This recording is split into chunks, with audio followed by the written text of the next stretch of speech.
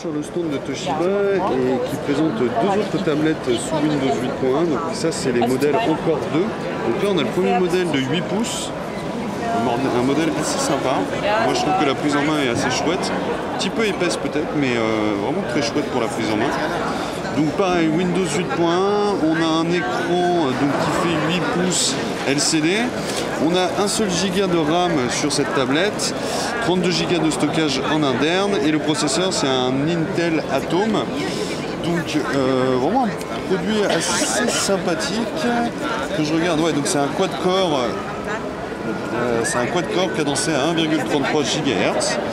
Donc c'est pas mal du tout. Je vous fais voir rapidement les specs de la tablette. Donc là, sur le dessus, vous voyez, on trouve le bouton Windows juste là. Le bouton, le jack 3.5, le chargeur micro USB ici. Sur le côté, on a le power, le plus, le moins, la carte micro SD. Une nouvelle fois, belle surprise, c'est qu'on peut aller jusqu'à 128 Go de stockage, donc ça vraiment ça grossit la capacité. Le capteur de micro ambiant ici. Juste là, on n'a rien du tout. Et là non plus. Et là où ça se passe après, c'est au dos. Donc on a les deux haut-parleurs juste là. Une caméra ici de 5 mégapixels. Et en frontal, une caméra qui fait 0,3 mégapixels, donc c'est du VGA, c'est assez classique. En termes de poids, 385 grammes, donc c'est plutôt pas mal également. Et en termes d'épaisseur, donc on est à 9,5 mm. Toshiba indique environ 8,5 heures de lecture vidéo HD. Bon, à vérifier, hein, toujours ça c'est des données constructeurs. Mais vraiment pas mal parce qu'on peut installer, vous voyez, tous les logiciels que vous voulez, vous pouvez les installer dessus.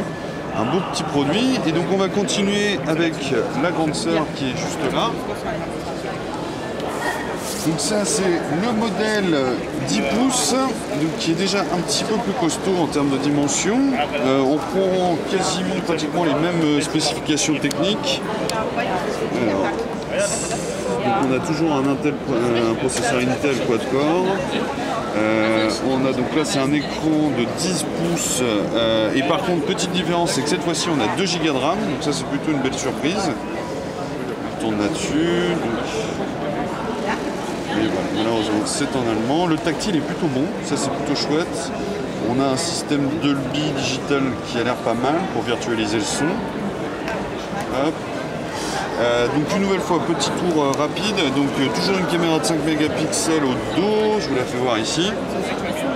Donc elle est assez jolie, hein. Franchement il y a une sorte d'aluminium brossé, c'est pas mal. Donc 5 mégapixels au dos, en frontal on est à 1,3 mégapixels cette fois-ci. En termes d'autonomie c'est comme celle de tout à l'heure, c'est 8,5 heures en HD. En épaisseur on est à 9 mm cette fois-ci. Et en poids on est un petit peu plus lourd, elle fait 550 grammes. Là toujours pareil, on retrouve ici le bouton Windows, le plus, le moins, le bouton Power juste là. Sur le côté vous voyez, donc là, alors petite nouveauté c'est qu'on a une sortie micro HDMI, chose qu'on n'a pas sur l'autre modèle 8 pouces.